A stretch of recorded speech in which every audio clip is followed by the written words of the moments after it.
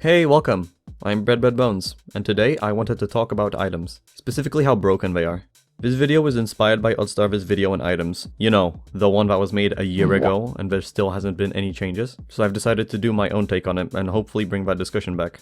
Items are one of, if not the biggest balance issue DBD has at the moment. I already know before I even begin that a lot of you will disagree with me, which is fine, but I'd love if you'd hear me out first. Also, one more thing before I begin, I just wanted to say my playtime is split 50-50 on both sides. So please don't see this as entitled killer podcast. I'm not biased towards killers. Items have always been pretty busted throughout DBD's history with the instant complete gens and the insta heals, but they're still not that much better.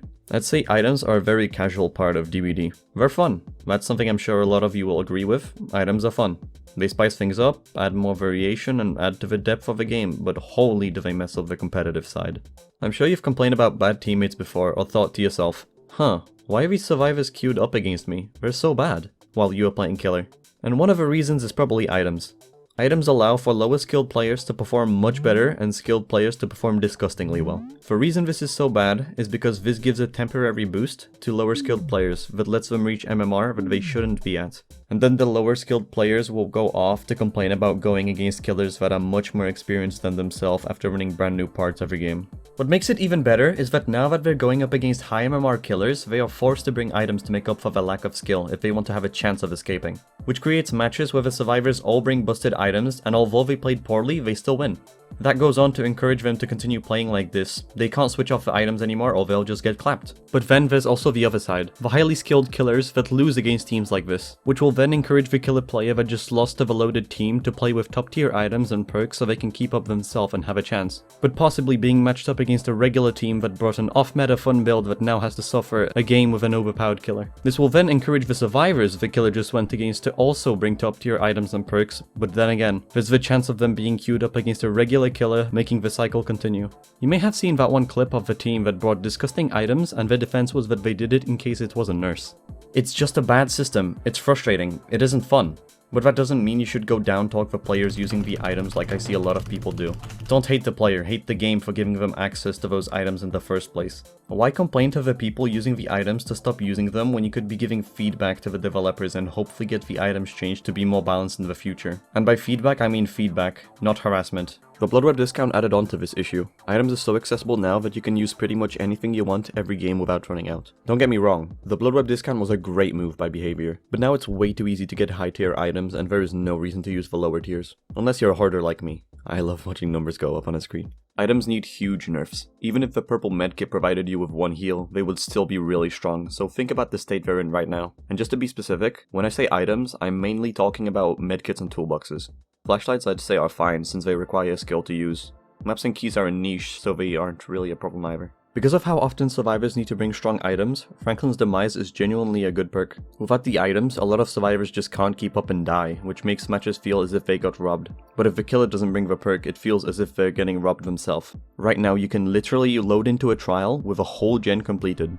Why? How is this considered fine? Even the most entitled survivor main should be able to agree that it's stupid.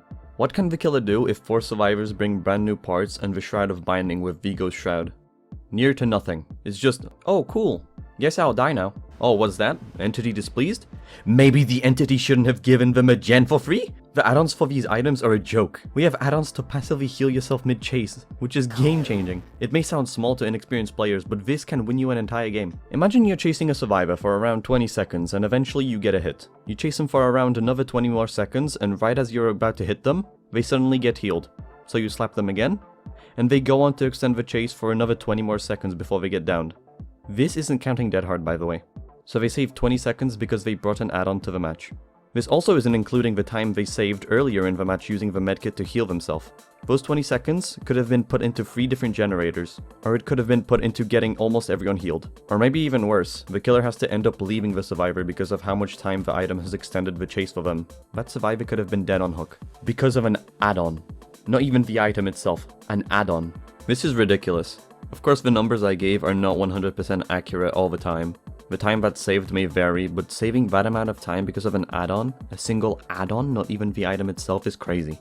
That same survivor could have healed themselves with that medkit 2 times prior to using the syringe. which could have saved 32 seconds for their teammate that would have had to heal them if it wasn't for the medkit, but now the teammate can spend that time on a generator instead. And you know what makes it better? That the entire team can bring the exact same item with the exact same add-ons. And it goes back to that cycle again where the killer also brings strong perks and add-ons, but not everyone joins the cycle. Some people just straight up leave since they get discouraged from playing the game and they feel like the game's a sweatfest, which leaves the people who abuse items and the strong killers. If I haven't convinced you yet that the current state of items is extremely unhealthy for the game, then I don't know what will. There's no exact way to tell what item and add-ons the survivors are using, so you can't plan ahead either, and it creates dumb situations where, for example, you hit and leave a healthy survivor with a medkit that you've already hit before, so there's a chance that they have used their medkit already to heal themselves. And that same survivor you hit runs off in a direction, then they become healed. You have no way of knowing if they had a medkit with 2 heals, or if they had a teammate to heal them. So you have no idea whether to expect 2 people in that direction or not. And for another example, if you have a gen completed really fast, you might assume, oh, there's 2 people there, I should go pressure that area. And then you go over there, and it turns out there's only 1 person with a good toolbox.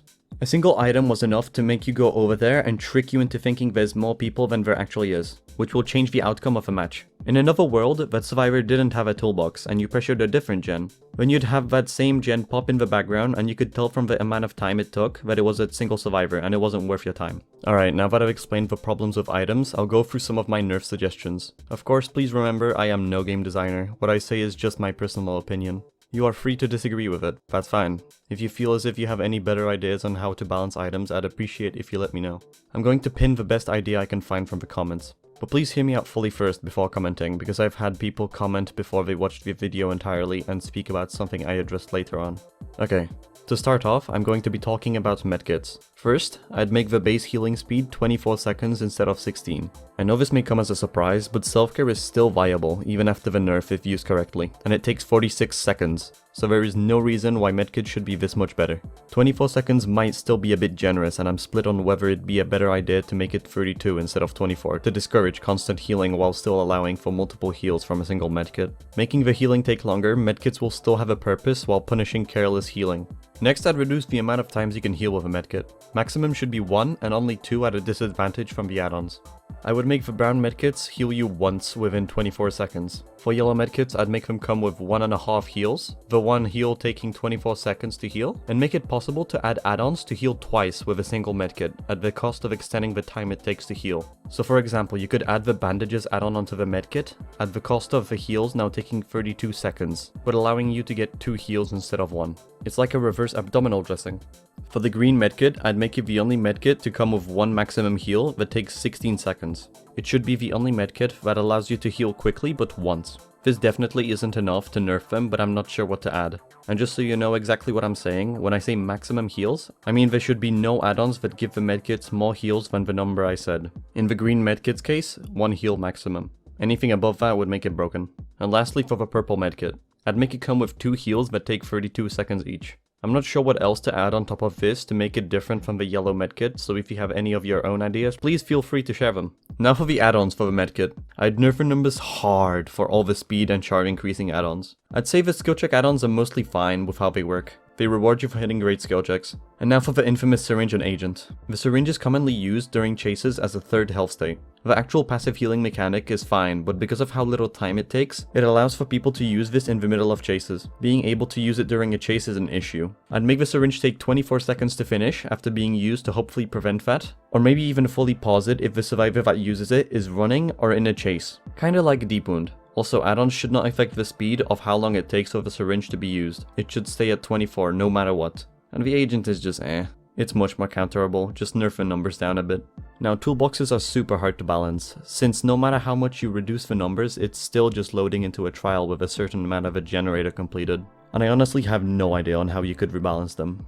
I know that there's a lot more to add onto what I said, and these changes might not be hard enough on items, but it's a step in the right direction. And it doesn't matter. The point of this video is more to bring light onto how bad the current state of items is right now, not on how I'd fix them. I wouldn't say I'm experienced enough, plus I'm no game designer, so I'm leaving that up to you people. I'm making these suggestions to hopefully give you a train of thought, so you can build off of my ideas and form your own. This is just my take on it. You're free to disagree. So, in conclusion, items are doo-doo. That's all I had to say. And since you've made it this far, here. Mwah! A little kiss, just for you. Ratings are always appreciated if you're feeling generous. And yeah, thanks for watching. See ya till next time.